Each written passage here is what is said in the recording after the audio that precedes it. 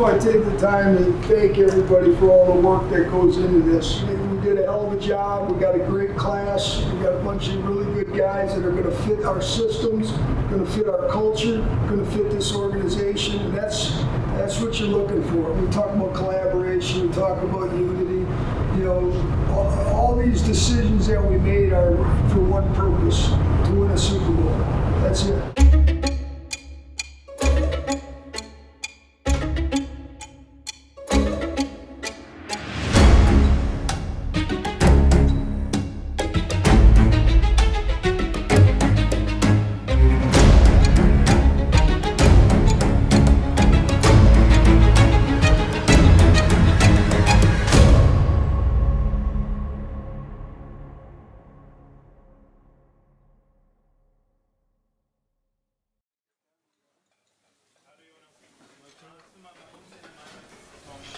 Nachos, they don't look bad. Yeah. Can we get the short rib nachos, please? Sure. You good, sir? Appreciate you. No, I was saying like Press and Ryan got different styles. It's vastly different from team to team. National Scout is a cross-check look at all the major schools around the country, essentially a second look at guys from coast to coast. What year combine this is for you, John? Man, it's year 9, man. That's 9 years? Time flying, bro. Yeah, 15. What I've learned from scouting, the way to get better at scouting is just time. Learning from your mistakes, getting a Rolodex of players from the past that you have been too high, too low on, learning from other guys around you, sitting back, listening, observing. That's pretty cool, man. The next grade he is it. Yeah. They got to come through it. You know, one unique thing about my job is I get the opportunity to do both pro and college.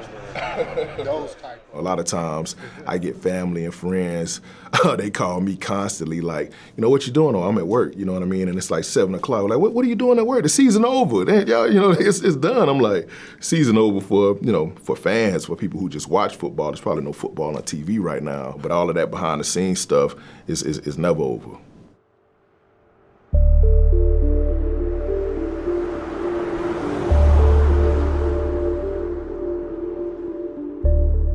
The combine is very important. This is the first time you're actually getting to see these guys. Everybody's in the same place at the same time. There's no watching guys on a different field or playing against different competition. It's a level playing field, so it helps us a lot. The combine for me, I think it's more so trying to see what you saw on film, if that correlates to on the field. Essentially, in theory, you have the top players from all around the country in one setting. They're all on the same level playing field. They're doing the same drills. They're going back to back. So it's easier to sit there and compare movement, speed, agility, change of directions with those guys going to back.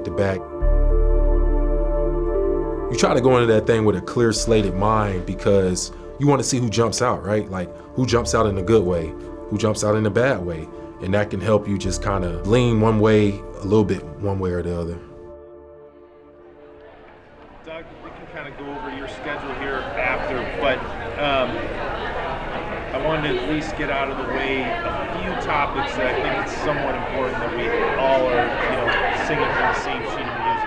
Obviously, at the end of the year, there is a reset. You know, you have to take a look, a hard look at the good and the bad. And so it is a bit of a reset, and you're going to lose players, you're going to sign players, you got the draft coming up, so everything looks different. Came out, I wouldn't be surprised if you're asked about it, and kind of what maybe in the last, whatever it is, 6 weeks or so, you guys want answers, what our team identity might be moving forward. I think it's too early to tell. Yeah, because we haven't addressed free agency, we haven't addressed the draft. There's going to be, like to Trent's point, there's a lot of moving parts and new pieces to your roster. You don't know what your identity is going to be. It's been, a very open dialogue with Trent and his team, and again, that's one of the things I really appreciate about this process that we have here, and it's really worked for us and it's really helped us. We're always looking to improve our roster. We're always going to have guys in there, competition. We're going to bring in guys to compete at every spot. That's what makes you a better team. Did you guys identify, and I'm asking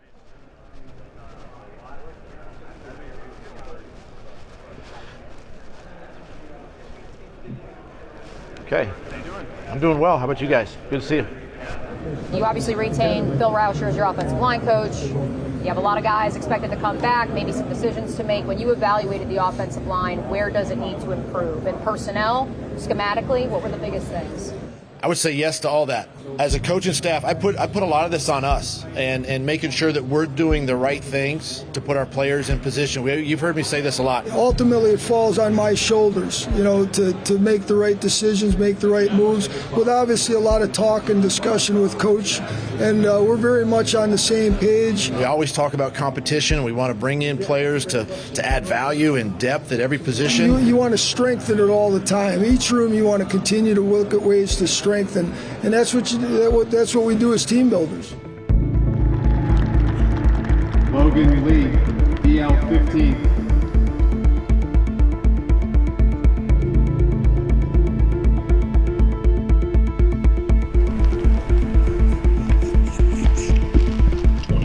What'd you get, E? Looked like he was running pretty good. Well, the message is consistent. Coach and I are on the same page. We have been from day one. We know what we're looking for. We know the type of young men we want to add to that locker room. We know this schematically what we want to add to that locker room. And so we communicate it on a daily basis.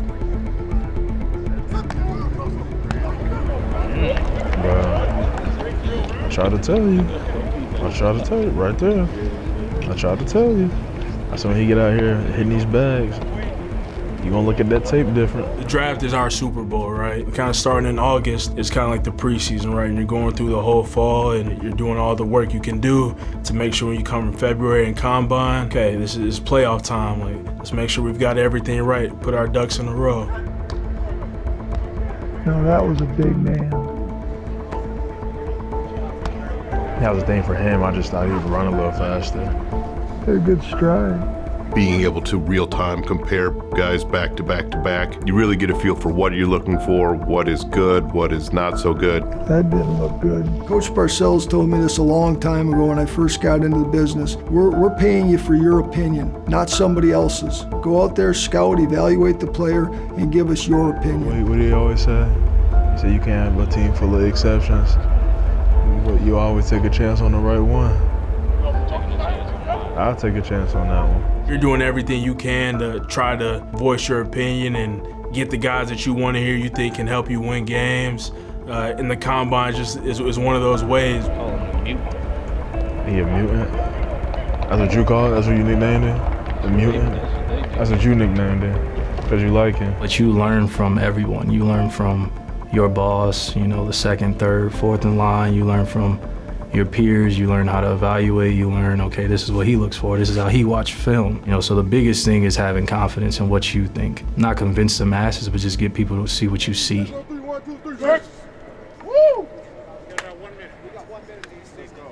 Obviously the film lets us know what type of player we could potentially draft, the X's and O's. But the combine is a chance to kind of see them, in person. And if we get a chance to, interview them, during that process, just to kind of get to know them a little bit. A lot of guys, during this combine process, it's really like an interview. And if you're not taking it serious, then why should we take you serious? Your goal is really to get a feel for who the people are, who the players are. You're watching tape, you have a feel for them. They've watched everything, you've watched as much as you can digest leading into the combine portion, but a lot of times you go in with fresh eyes, not knowing a ton about the guys as you get into it, and then you get a chance to sit and talk with a lot of guys. Hey, David, try It's a little bit like speed dating. It happens very fast. You kind of give us a little summary of who you are, where you come from, how you got to this point, talk through the concept down here, what it's called. Anything you do differently on this route as you get into it, or what are you thinking on this particular? You bring them in, you sit them down, you might watch some tape with them, you get them on the board, kind of see where their football IQ is. When they start talking about football, do they relax? Do they become more comfortable? Do they sit up in their chair? Do their eyes open? Do they smile? We'll try to see how quick on their toes they are, how they regurgitate the information that you give them at times. Well, who do they greet? Who do they go to first? How do they sit? Where do they want to be positioned? All that stuff is, you're a scout for football, but you're also scouting the persons. Okay, here we're throwing on tape. We don't know your system. We don't know anything. So give us as much detail as you possibly can right here. It's a pressure-filled situation. This guy walked into a job interview with potentially 10 to 15 people he's never seen in his life. Like, you got players, their schedules, they're meeting with GMs and coaches like all day. So I know that you just had 5 other interviews before us. You know, how is this guy's attitude gonna be when he comes in here? You a good basketball player? What's the most points you scored in a game? What was the most scored in middle school? A lot of times, you know, asking personal questions and then moving to football, the energy will shift. Some of them aren't going to be themselves. In fact, you know, they're going to be nervous, they're going to be overcoached. And some guys will perk up and become more themselves when you start talking about ball, and that's what you're looking for. Is there a landmark for your daggers, your in-breakers? Working the release, what type of coverage you play, the receiver up top. Talk about your route, the rules of it, how you want to run the route versus man. You may have a preconceived notion of a guy, and then once you meet him, say, hey, he's not as bad as these guys, you know, making him seem like he might be a little misunderstood, or hey, they were covering up for this guy, so it's a lot more to dig into. What do you do best? What do you bring into a team from the receiver room? What type of DB gives you the most trouble? How do you learn the best? I do enjoy just seeing their connection with the coaches, seeing their connection with our GM, and how do they fit with us as people. Is this somebody that's going to fit our locker room, first of all? Is this somebody you're going to work with daily and enjoy coming to work with, that you believe has the type of character that's going to be able to make them one of the great players in the NFL?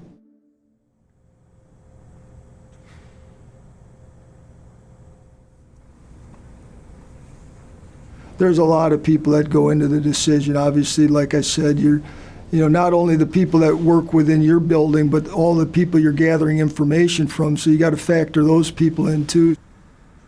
You're trying to add to your roster. You know, you're trying to make your roster better. You're trying to make your team stronger. You're trying to look at the draft and what the draft may have versus what free agency has. At every point of adding players, you're just trying to make your team better.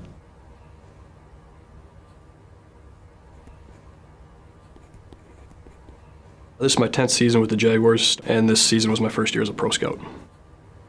Pro scouting is evaluating pro talent across different leagues, so obviously CFL and pro free agents, guys on other rosters.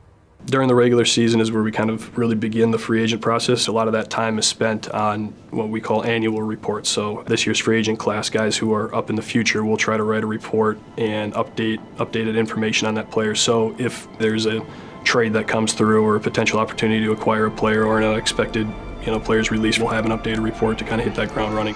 Every season, we are responsible for evaluating every single player. I don't care if it's Aaron Rodgers or, C.J. Beathard. Each player is going to get reevaluated every single year. I have to know about this player just in case he upgrades our roster, upgrades our practice squad, so on and so forth. I watch them, grade on them. The grades that we have on those guys determine where we value those players in our system. Proverbially locked in a room, watching tape over and over, watching, rewatching, rehashing, discussing the board. Is there any grit to this guy, any toughness with the ball? I'd say it's adequate. Where does he fit in our room? Each person takes the information that they've had available to them and they come with an opinion. And then we discuss that opinion ad nauseum and try and work to a consensus as much as possible. Problem is, if he's not your 1, 2, or 3, you're not getting anything really out of him on teams. I did kind of like about this guy. He's a pretty good blocker on the perimeter. We have an open floor to kind of say what you think about a player, whether it's good or bad, and that brings up a lot of good discussion, a lot of good debate. You have a lot more control in free agency because you see the players. These are the guys we want. These are the guys whose contracts are up. All right, let's go get them. Let's communicate with the agents, our feelings on a player. Let's make it known what type of commitment we're willing to make, and then you go from there. Jags this morning have reportedly agreed to terms on a 2-year deal with Mitch Morse. The Jaguars have a legit number 2 receiver. Gabe Davis there it is. To a 3-year deal. Darnell Savage is a little bit of a playmaker. The thing about he and Darby, they tend to get their hands on football. You're looking for guys that have leadership qualities. You're looking for guys that can bring something to the locker room. We're a young team. We can't have enough leaders right now. You're always looking for leaders. You're always looking for winners. These are players that are currently playing in the National Football League that have been there. You know, you look at guys like Mitch Morse and Gabe Davis coming from Buffalo, right? Devin Duvernay in Baltimore, you know, Darnell Savage in Green Bay. These are all playoff teams. These are Super Bowl caliber teams, and I think that really can drive our current players to be the best and to really sit there when you're 8-3, continue to keep your foot on the gas and continue to push and not, you know, not feel like the way we did at the end of the season last year. What's the greater smell in Jacksonville, Tony? Is it the scent of Bubba Burgers cooking in the morning, or is it just Trent Baalke in the kitchen just fixing up another hash of goulash to put together a 53-man roster that'll have Jaguar fans excited for the upcoming season? Yo. What's good, man? What's up, bro? How you doing? Great. What's up, bro? What up with you, feeling? You good? Yes, sir. This is the spot. Y'all been here before? There's a lot that goes into it, as we know. You have to have input from a lot of different people. You communicate, you collaborate, you try to make the best decisions you can. You know what you're looking for from a culture standpoint. It's identifying those guys, and then do they fit?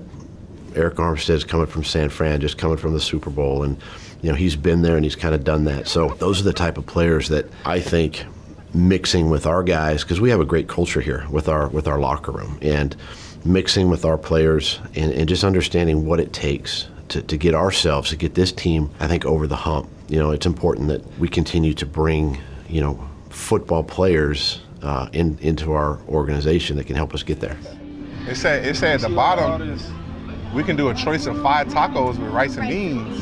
Yeah. So you can mix and match. 5 tacos. Or it would just be 2 of the carne asada on one plate. So that All right. Y'all trying to get 5 each? Josh is an integral part of what we're doing, what we've done up to this point, what we're going to continue to do. He's a guy that's got leadership qualities. He obviously is coming off a tremendous year, and the upside for Josh is there. A young player that was drafted here, 7th overall, 5 years ago, and we're just happy we were able to get something done with him. How you take the last? You think you sick or something? You said what? You think you sick or something? No. What was that? Hold on, what was that? He said Duval. I know, but what'd you do with your hand? Oh, no, he just said what's up. Acknowledgement. I thought that was. We should make a Jaguar sign. Yeah, I thought that was something y'all did or something. Free agency is a way to address a need, an immediate need, right away. It may not be a long-term fix, but in the meantime, it's a short-term sort of answer to what we need as a team. The draft is more your long-term answers, right? Obviously, I think bottom line is you want to build through the draft. What's the level of interest here? Would we be excited if we got this player in that role that we talked about? One of the things that I really appreciate about what Trent does is he really incorporates the coaching staff in decisions. And we may not draft their position, but at the same time, there's a lot of input and there's a lot of communication. Heath, Luke? Yeah, I watched him. He has all the measurables. I wanted to like him, but there's a lack of awareness, raw with technique, didn't use his hands. I want a collaborative group that aren't afraid to share their opinions. The stronger they share them, the better I feel about that opinion. I do have major concerns with his arm length. You see that on tape. His play speed deficiency, he's got some speed deficiencies too. What we're looking for is as much of a consensus as we can get. Right? When all the stars align, I always say that when every box is checked, you feel a lot better about a player than if half the boxes are checked. Right? So you're trying to identify how many boxes can we check on this player? What are the risks? What are the rewards? Does this guy make us faster? Does he make us tougher? Does he make us a smarter football team? And does he make us more disciplined? This league will always be really like a height, weight, speed league, a physical league. I think to win games late in the season, you have to be a physical football team. You want more out of it, you want to fly out of there. He uses his hands well, he's physical, I think quite good. I think he's talent. I see him the same. Does he have enough speed? But I think his hands, the other stuff he does really well. I think he's at his ceiling, and it's going to get exposed at this level. By far and away, the best thing. Maybe we like a guy that's a better mover. Right. Some of the best discussions are when you're watching the same film, but you don't see it the same way. We want to hear your stance. That's why you're here. The more opinions, the better. The more informed opinions, the better. You know, one way of thinking can get you in trouble. Let's spend a little time on this guy. Coach, Ryan, did you watch him at all? The more exposure you have to a player, the better your decision making is going to be. So that's really what we're doing, is just ad nauseum exposure.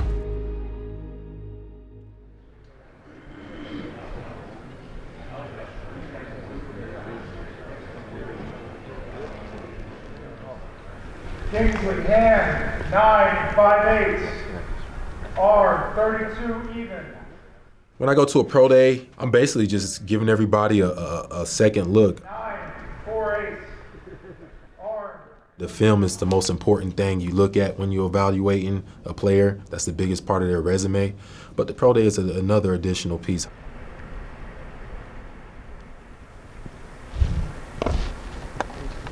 Seven more.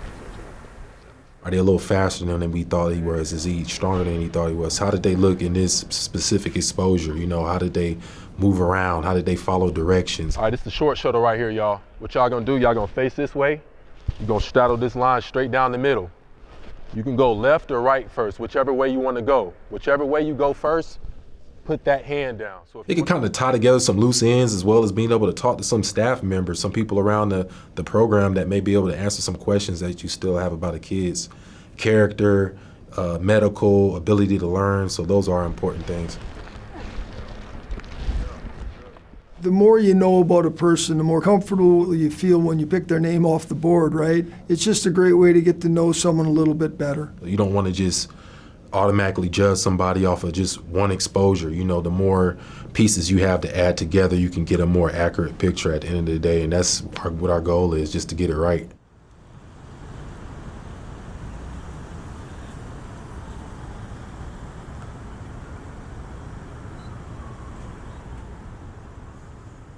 "30 visits are when you bring a player in to your facility. They're able to spend a day there and spend time with your staff, your personnel staff, and just get to know you all better. It's just the ability to meet with a player even longer. Some of these guys, we may have met with them at the combine, but as you know, we only have a limited amount of time we can sit in there, you know, before they have to go on to the next team and the interview ends. So it's a whole day with them. A lot of times those are used to clear up gray area, to clear up any questions we may have about a player, to get our coaches to meet him. Maybe they didn't get to meet him in Indy. Maybe they weren't able to go to the pro day. Maybe a player's coming off an injury and we need to get our trainers and doctors to see him. So there's a lot of things just kind of closing the loop on players. When they come on a 30 visit, it's really validation on what you've heard about them. You can hear the guy's great, the sources, the report, everything is great. And then you can meet them, and it's complete opposite. Personal impressions mean everything in this world, not only just in the football world, but it's huge when they get into the building to just fill them out. They get a chance to interact with other players. We try to bring in groups of players rather than one player at a time.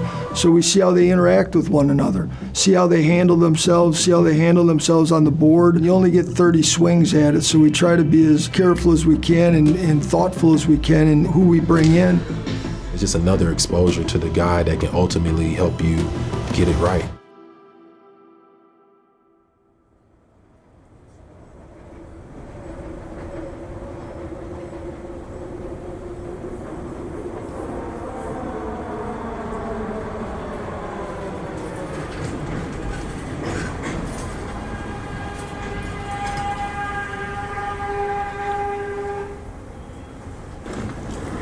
So the draft is basically like our Super Bowl, so to speak. We've been preparing for this thing since camp started in August, and you know, going to all the games, gathering background and character, going to all-star games, going to the combine. So it's been a long journey to get here, and this is definitely the culmination of it.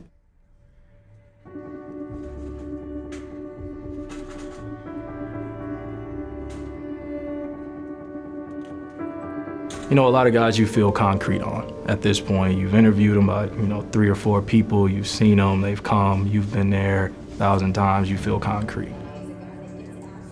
Like I can go back to last year, one of the players I did, Antonio Johnson, who we have on the team now. You know, as a staff, we love this guy, and you take him, and obviously a guy being in my area that I was a part of, and loved that pick, and obviously he's playing well for us, and that's what makes that day special. You wish you could take them all, you know. You definitely have guys that you see that you like that go to other places, and that's just the inevitable part of it. But it is absolutely rewarding when you see a guy become a Jaguar. I mean, I think that's why we do it. You know, you get all of these different people, you know, different races, different religions. You know, that's why I tell people all the time, football is just one of those sports where, you know what I mean, if the country can be ran like a football team, like, you know, I think we'll be in a better place because you get all of these different people and it's one goal, and that's to win games.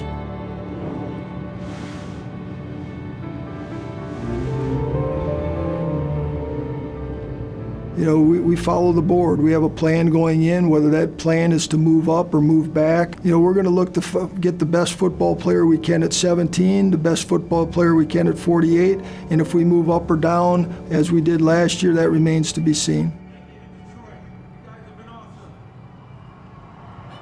The 2024 draft is open. Chicago is now on the clock.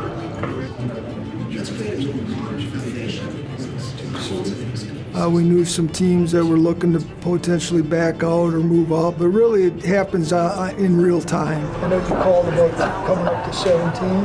What would you be willing to give? I don't think so. I don't think that's going to be enough. You know, sometimes just finding a dance partner is difficult. You hear a lot of no's, but in the end, it's a fun process. But it is a little hectic. I would offer a fourth 116. Are you interested in moving back at all? The board's starting to fall. It's either falling your way or it's not. Chicago has submitted its pick. Arizona has submitted Los Angeles Chargers. Atlanta has submitted it. The New York Jets have traded their pick. Minnesota is now on the clock. You're either looking to move up or looking to move back at times. So it's kind of at the moment. So Minnesota wants to come up. What's that look like? Tripp's working on the values. We went on all 10 charts by now, just 75 points, so it's not the same level of win as the other trade, but it keeps you alive in the first round. My role on draft night is essentially to provide Trent with the best available information as far as trades go up and down the board. You get it from 23 to 21. It's either 153 or 167. On all 10 charts, we're winning by an average of 275 points. We'll be winning significantly on every chart except for one. Minnesota trade is better for us on points and also because it keeps you in the first round. Points are assigned to various picks. You know, as the draft is unfolding in real time, we have the ability to consolidate all of our trade charts into one value. Minnesota has picked 108 for fourth round. If you wanted to ask them to throw that in, that would be a much stronger win. Obviously, we want to win every trade, and there's multiple kind of charts and how to value these things, and to get it close enough that the other team sees it as a win for them as well. You'd have to throw in 108 from this year, either that or 167. If we go back to 19, are you still potentially in? You coming up for defense? You know, in his mind, obviously, he wants to do what's best for the football team, and so as you're looking at moving up or moving back, you want to be focused on a group of players or potentially a specific player. Our two guys are there. Why wouldn't you move back? That's a layup. Right. You know, we're looking at the value boards and what we feel it's worth to us. You know, you can't win every trade. It isn't always about the points. It's do you want the player or not? Yeah, we'll call it in. You going up for Turner? Yeah, good pick. All right, buddy. That's great. Second year in a row. Yeah. Congrats. You called it in? Yeah. Good? Yep. It's great. Let's go. Philadelphia has submitted its pick. Jacksonville is now on the clock. Brian Thomas. Brian Thomas, that's why I did first. Hello?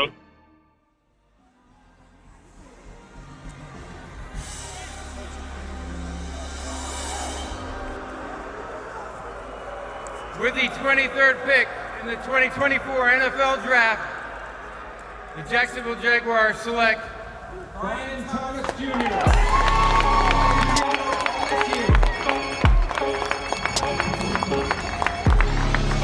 You have to be comfortable that one of your targets is going to be there when you make a move like that. We had enough guys that we were committed to, at that value that we would have taken. So the move back made sense to us. And obviously landing Brian where we landed him was a bonus.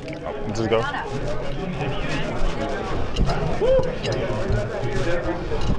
Oh. Come on, baby. Is there? Certainly, as a wide receiver, somebody that we felt offered something that we don't necessarily have right now. He offers the speed element, the deep ball element. In addition, he can run, essentially every route that we're going to ask him to. And I think Brian will do a great job helping us there. Everybody I go up against, whether everybody I face, anybody who steps in front of me, I look forward to cooking them.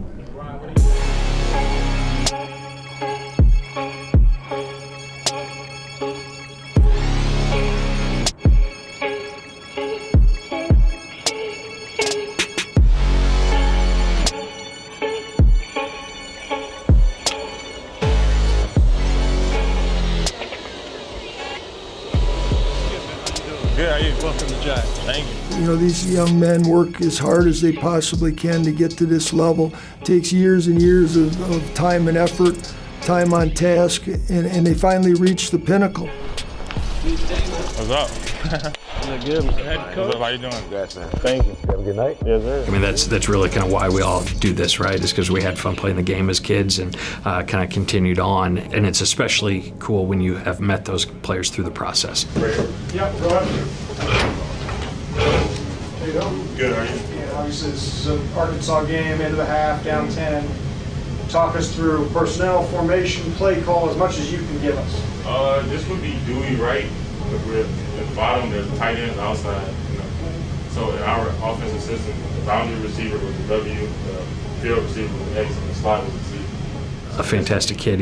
He did really well in his interviews with with Trent. Kind of left feeling really confident in him as a good fit here. Yes, sir. We have a couple new things for you. So this is our locker room. What's up? How you doing? You did it. How you doing? I'm good. How you? I told you to enjoy the moment, didn't I? Yes, sir. You remember? Yes, sir. I told you wouldn't remember half these people's names. Yes, now you gotta did. remember ours. Oh, huh? Yes, sir. How you doing? I'm good. How you? Remember your chair? All right, welcome everyone. We're delighted to have you guys all here this afternoon to welcome our newest Jaguar. I was super excited to be on my way to Jacksonville, just being able to share that moment with my parents, having my family there. It was a great experience for me. It was a great time just to have them there with me. And Jacksonville was somewhere I felt like I could fit in at, so I was very excited. Stretch out the A. Yes, just how it's spelled. Yeah.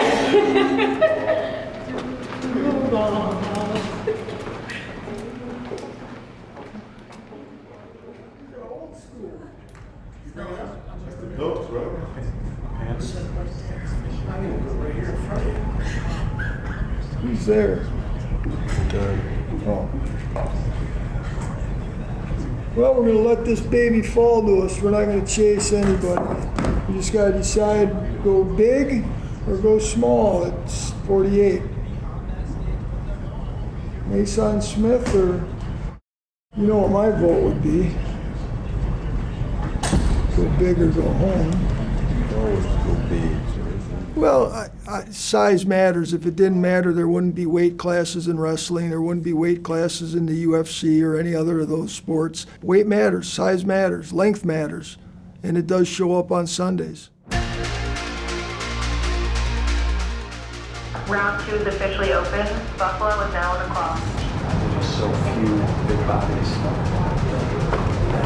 We just didn't feel it was a very deep draft when it came to big bodies. So when you're looking at the draft and what's available, you have to address it when you can. Yep. Let's do it. Mason Smith. Mason Smith. This league will always be really like a height, weight, speed league, a physical league. I think to win games late in the season, you have to be a physical football team. Jacksonville Jaguars select Mason Smith, defensive tackle, LSU. You like them? What do you like big guys? Joe Douglas is the best. So that's a big. You notice that even so many teams in the snap count was down. We're always looking to add size. You can never be big enough, fast enough, strong enough. What are you thinking? Those two big guys right there. You saw us get a little bit bigger, a little bit longer, a little bit faster, and a little tougher. I love Miles. Cool. 2 years at Texas Tech. Started all last year. All right, go ahead and call. That's the ultimate goal, to be the most physical defense in the league. What the one guy said, he said, you get your toughness from your perimeter players. If your perimeter players aren't tough, right, and they won't tackle, Makes sense. people are going to attack you. They're going to see it. They're going to go after it. Well, I think when you're physical on the perimeter, you got a great chance to be a physical team all around.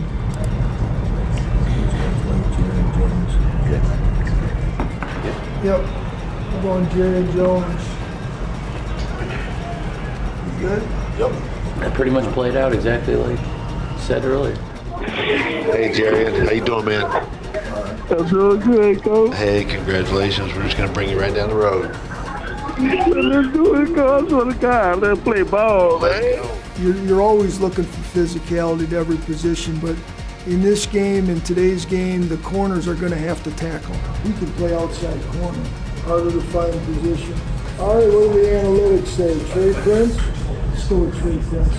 It's critical that if we're going to bring in a guy who's maybe not a starter right away, is what can he do to help on special teams? What's his role going to be? He's going to be out of 20 plus times a game just on special teams. Yeah, exactly. And he'll be your second kick returner too. Well, you go from a one return system to a two return system, and that was the bonus of getting Keelan. Let's do it. What's up, man? How you feeling? What's up, man? I'm chilling. I'm on the couch, man. I'm just chilling with my mom and my brother. Good. Well, tell your mom and brother you got some good news, man. We about to pick you with our next pick. Congratulations. Oh, man. Adding a second returner was key to us this year to hopefully jumpstart our offense, and I think you're also going to have to look at how are you going to cover those kicks. Mechanical guy. Make sure he's comfortable drafting. He is. You want them to be bought into the guys as you pick them off the board. Heath and Luke on the special team side were very involved in the process. And one of the reasons we went the direction we did on several occasions. Yep, let's do it. And Will. Now they're here. Now it's like I tell them, you got here, now what are you going to do with that opportunity? Because that's what really matters. You ready to go to work? Yes, sir. Yes, sir. I appreciate it, Coach. Thank you for this opportunity. You bet. You get to know, man. Let's play ball, man. Yeah, man. This is crazy. Oh, man, Coach, that'd be great. Appreciate it, making it to work. You're not going to regret it. I promise you that. We're so excited to have you in Jacksonville. Damn. Yeah, man. Hey, I got a few people that want to talk to you, all right?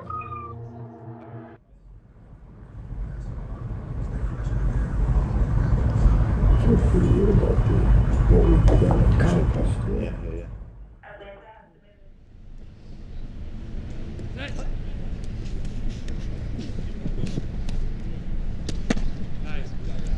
Well, I think the next step for us is to get through the rookie minute camp, kind of see how these young guys look when they come in. And then kind of after that weekend, sit down and reassess, hey, are there still some gaps on the roster? Are there still some needs that we need to address? I mean, you're always looking, we're at 90 right now, and we're going to make it the most competitive 90 we can.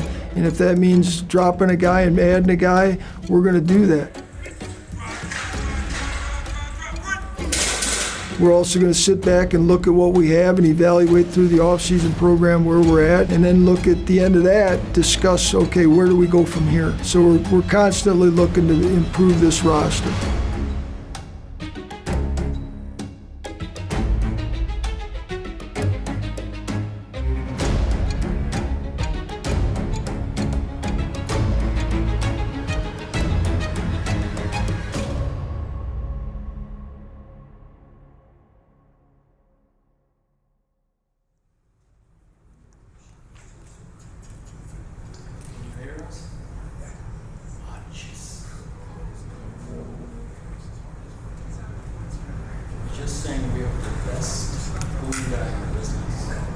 Hope no one steals him, okay? I mean, you're going to have muscles. I mean, when this draft's over. Well, did you get tired of holding that damn boom thing up there? No? You got some shoulders like a tank. It's a rotator not coming my way soon. Keep holding. Keep holding. Who'd Cincinnati take?